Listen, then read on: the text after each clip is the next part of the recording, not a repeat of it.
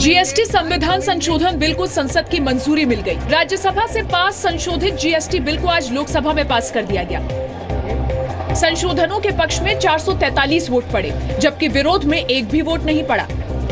The bill as amended by the amendment made by Rajya Sabha and agreed to by Lok Sabha is passed by the requisite majority.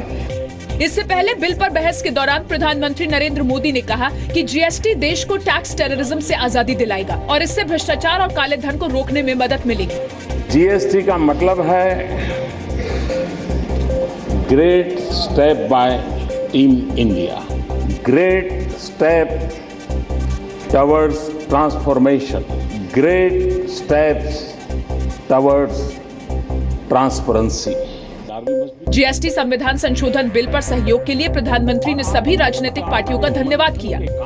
जन्म कोई दे, लालन पालन कोई करे, लेकिन ये भी सही है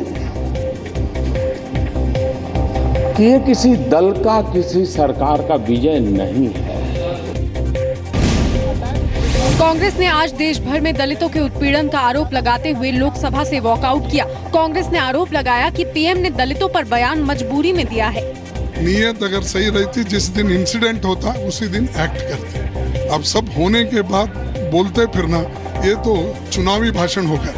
बीएसपी अध्यक्ष मायावती ने सवाल उठाया कि प्रधानमंत्री ने 2 साल तक चुप्पी क्यों लगाए रखी। प्रधानमंत्री श्री नरेंद्र मोदी पिछले 2 सालों से ये चुप्पी साधे रहे। अब इनकी आंख क्यों खुली है? क्योंकि उत्तर प्रदेश सहित देश के अन्य और कई राज्यों में भी कुछ ही महीनों के अंदर विधानसभा का आम चुनाव होने वाला है। कल हैदराबाद में प्रधानमंत्री ने कहा था कि दलितों पर हमले बंद होने चाहिए।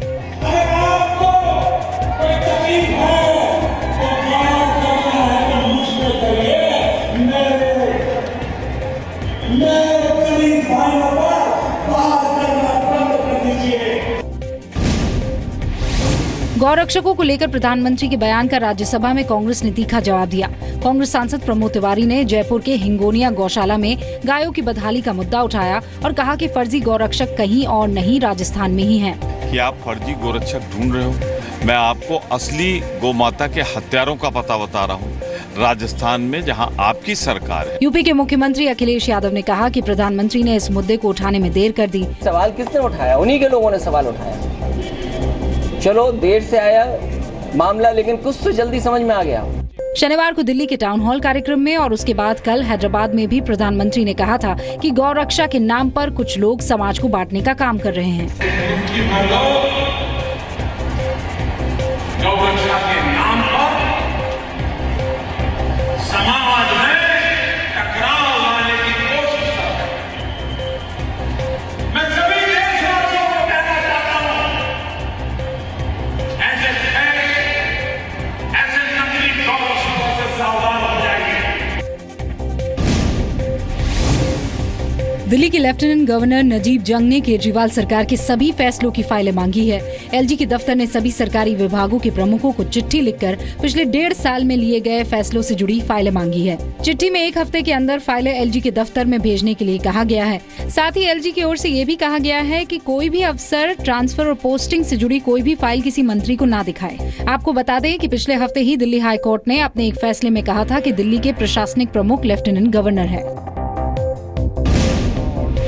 कांग्रेस ने आज कश्मीर के मसले पर सर्वदलीय बैठक बुलाने और सभी दलों के प्रतिनिधियों को कश्मीर भेजने की मांग की। राज्यसभा में नेता विपक्ष गुलाम नबी आजाद ने कहा कि आजादी के बाद पहली बार किसी राज्य में 30 दिनों से कर्फ्यू लगा हुआ है।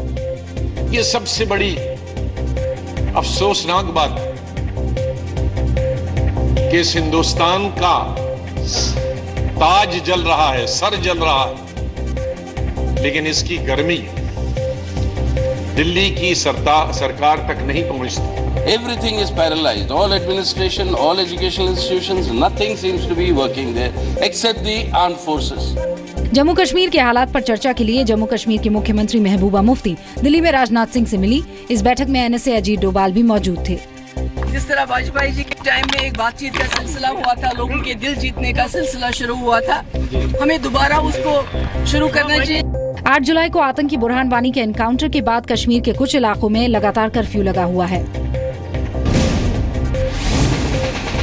जम्मू कश्मीर के माछिल सेक्टर में एनकाउंटर अब भी जारी है। मुठभेड़ में बीएसएफ के 3 जवान शहीद हो गए, 1 आतंकी मारा गया है। सेना के 2 जवान भी घायल हुए हैं। नॉर्थ कश्मीर में कुपवाड़ा के माछिल सेक्टर में कुछ और आतंकियों के छिपे होने की आशंका है, जिसे ढूंढने के लिए सुरक्षा बलों का सर्च ऑपरेशन जारी है। माछिल में आतंकवादियों के होने की आशंका के बाद बीएसएफ जवानों ने घेराबंदी की थी, जिसके बाद आतंकियों ने फायरिंग शुरू कर दी थी। पिछले 2 हफ्तों में जम्मू कश्मीर में आतंकियों के साथ ये तीसरी मुठभेड़ है। इससे पहले 26 और 30 जुलाई को नौगाम सेक्टर में एनकाउंटर हुआ था।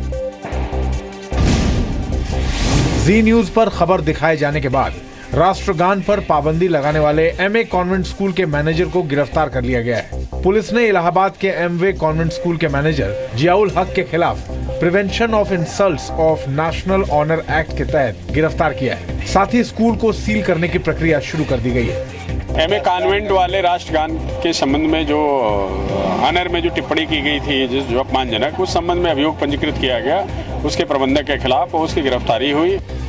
स्कूल सील होने की वजह से प्रशासन ने बच्चों को दूसरे स्कूल में प्रवेश दिलाने की वैकल्पिक व्यवस्था शुरू कर दी है। केंद्रीय मानव संसाधन विकास राज्य मंत्री ने भी स्कूल में राष्ट्रगान न कराए जाने पर कड़ी आपत्ति जताई है। मेरे मंत्रालय ने भी इसको गंभीरता से संज्ञान लिया है और हम देखते हैं कि हमारे मानव संसाधन विकास मंत्रालय के दायरे में वह स्कूल किस परिधि में आता है। अगर मेरे परिधि में आएगा मेरे मंत्रालय के, तो उस पर कड़े कदम उठाए जाएंगे। राष्ट्रगान सर्वोपरि है। जी न्यूज ने रविवार को इलाहाबाद के एमवे कॉन्वेंट में राष्ट्रगान पर पाबंदी की खबर दिखाई थी, जिसके बाद यूपी सरकार ने स्कूल के खिलाफ कार्रवाई के आदेश दिए थे।